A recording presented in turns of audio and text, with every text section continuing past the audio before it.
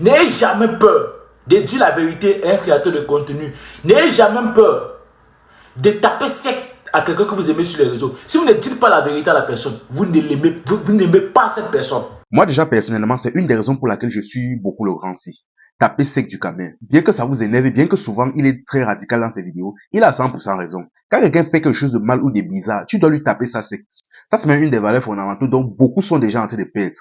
Parce que déjà même, c'est même biblique. Quand tu vois quelque chose de bizarre même sur ta personne et que tu ne le dis pas, c'est que tu ne l'aimes pas. Tu ne l'aimes pas. Tu es considéré comme un hypocrite. Pire même encore quand tu es un homme, parce que ce sont que les femmes qui font généralement la solidarité dans le faux. Non. Quand tu vois quelque chose de bizarre sur quelqu'un, tu dois lui dire, tu dois lui taper ça sec. Mieux même, ça l'énerve, vous vous gâtez. Il va partir maintenant continuer ce qu'il est en train de faire là, ça va cuire. C'est lui-même qui va revenir vers toi pour dire, gars, tu avais raison.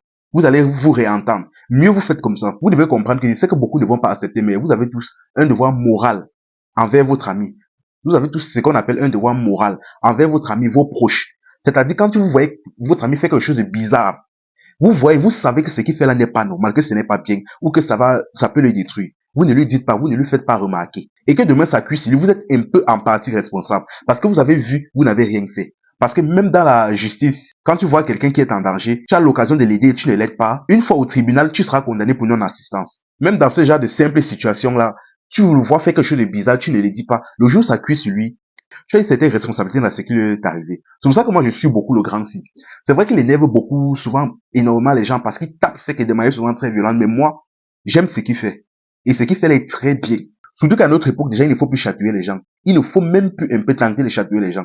Il y a même un vieux dicton ici chez nous au Cameroun qui dit les Camerounais aiment voir avant d'accepter. C'est-à-dire, il y a des personnes que ils aiment quand ça vient, ça les écrase, ça les presse comme ça avant d'accepter que non. En fait, vrai, c'était bizarre.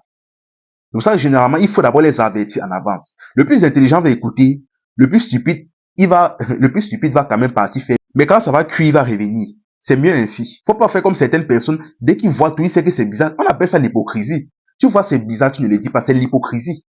Celui qui fait ça, il ne t'aime pas. Et c'est un conseil même que je donne à tout un chacun. Si vous avez un ami qui ne vous fait jamais de remarques, c'est-à-dire, vous faites des choses souvent bizarres ou mauvaises, il ne vous fait jamais de remarques, il essaie jamais de vous regarder, c'est-à-dire, vous êtes même jamais gâté, mon ami. Réfléchis bien. Et je sais pas, fouille bien dans ta tête pour voir si vraiment c'est un ami là-bas. Parce qu'il y a les amitiés qui ne servent à rien. L'amitié, ce n'est pas seulement, comme disaient les Ivoiriens, le PA. Les faux commentaires tous les jours au Tchapalo, les trucs comme ça, non. Vous devez souvent vous regarder entre vous. Enfin bref. Force à taper celle du camer. C'était info et amusement. Ici, on s'informe et on s'amuse.